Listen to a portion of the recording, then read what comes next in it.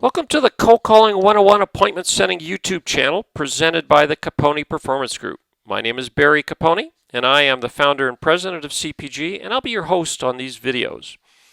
This particular video will cover the 6 reasons why managing appointment setting programs has been so difficult over the year. So whether you're a manager and have a group of sales professionals setting appointments reporting to you, or whether you're an independent professional setting them yourself, I think you'll find this video to be informative. So let's go ahead and get started, shall we? So we all know that there are many talented people in sales, right? So if that's the case, why has it proved so difficult for sales managers and sales teams to solve this problem of setting enough initial appointments over the years? What our experience with our clients over the last 12 years has taught us is that everyone has been operating under what we like to call a mistaken assumption. And that assumption is that to get quality targets into the pipeline, we can just use the same skills, tools, and processes that work so well for us to move a prospect through the pipeline to closure. After all, selling's selling, right? The result of that mistaken assumption has been the application of those same traditional skills, tools, and processes that we do use in the pipeline stage of selling to the appointment setting step. Unfortunately, that has proven to be both ineffective and inefficient. For instance, we see companies all the time try and address the efficiency issue by using the same CRM applications that they use to drive prospects through the pipeline. Other companies we've seen try to address the effectiveness issue instead by applying the same scripts and objection handling approaches that they use later in the selling process. Unfortunately, neither of those approaches work as well as we think they should. So, when all of that failed to consistently get the desired results, most sales managers fell back on the traditional mantra, make more dials. We believe we've developed a better way to solve this issue, and it's based on the challenges we see most managers struggle with that I'll share with you on the next slide.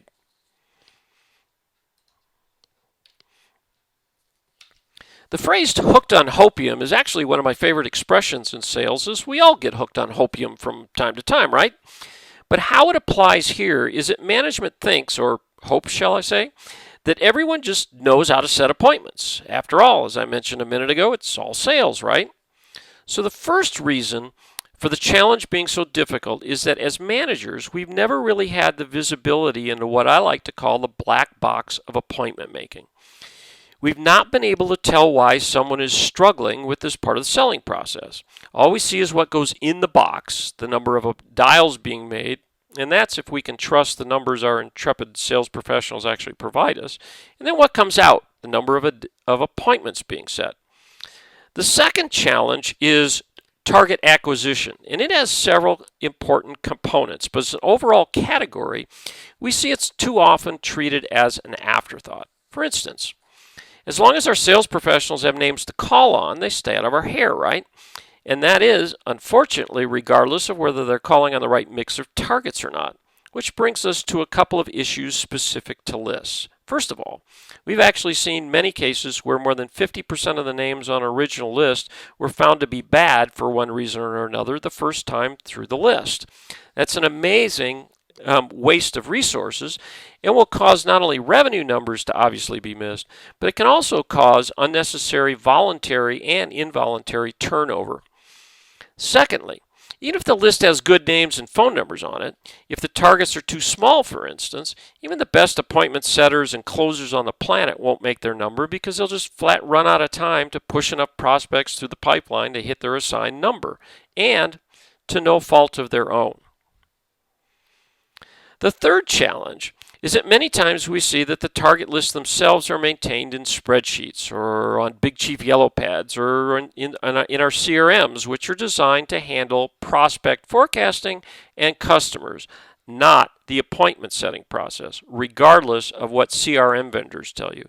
The result is that when we replace those sales professionals that do leave, our new hires go off and call on exactly the same unqualified targets all over again, which obviously compounds the issue. The fourth challenge is that in far too many instances, each sales professional is left on their own when it comes to exactly how to approach the target to get an appointment.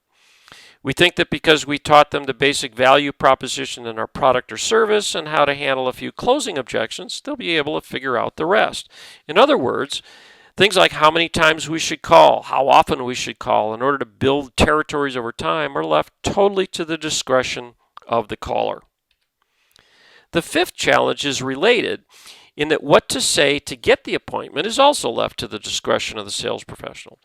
Things like how to open the call, what to say when the target first says no, and they almost do say no, by the way. That leaves messaging, that also includes what messaging to leave in voicemails, whether to actually send emails, or even how to handle gatekeepers are as different as the number of sales professionals we employ. Case in point, even the highly popular vertical market sales training courses like Cohen & Brown in the banking industry and Kinder Brothers training in the insurance industry really do a terrific job of teaching what to do once in front of the target, but not how to get in front of them. Lastly, it's a fact that because prospecting and its subset, appointment setting, is such an unpopular activity, many sales professionals won't do it until there's nothing left in the pipeline to pursue. To make matters worse, they'll even continue to pursue opportunities in their heart they know won't buy, just to avoid the pain of picking up the phone and making calls to set appointments. This leads to wasted time and resources, not to mention missed revenue targets. But there's even an additional impact of this. When we do skills training on telephone prospecting, we consistently see a full calendar of initial appointments set even before the Prospectors Academy is over, as we actually get them on the phone practicing what they're learning on live targets. When we first began teaching the program back in 2004, depending on the average length of the respective buying cycle, we would sometimes see the newly learned appointment setting skills atrophy, at least until they became second nature anyway. Because the sales professionals just don't like this part of the selling process, so they do anything, including pursue dead opportunities, to avoid it. The longer the buying cycle lasts, the longer they would go without doing it again, hence the lost skills. Today, however, we've got tools in place to immediately see a slackening of calls being made, which can nip this particular challenge in the bud. So let me wrap up by saying this. If you're like the majority of our clients, you'll probably see at least some of these challenges in your own environment. Or if you're an independent professional out on your own, perhaps you see a little bit of your own challenges here. If you do, give us a call. We can not only help with the skills of what to say, when to say it, and how to say it to get the appointment, but we can also solve the other challenges as well.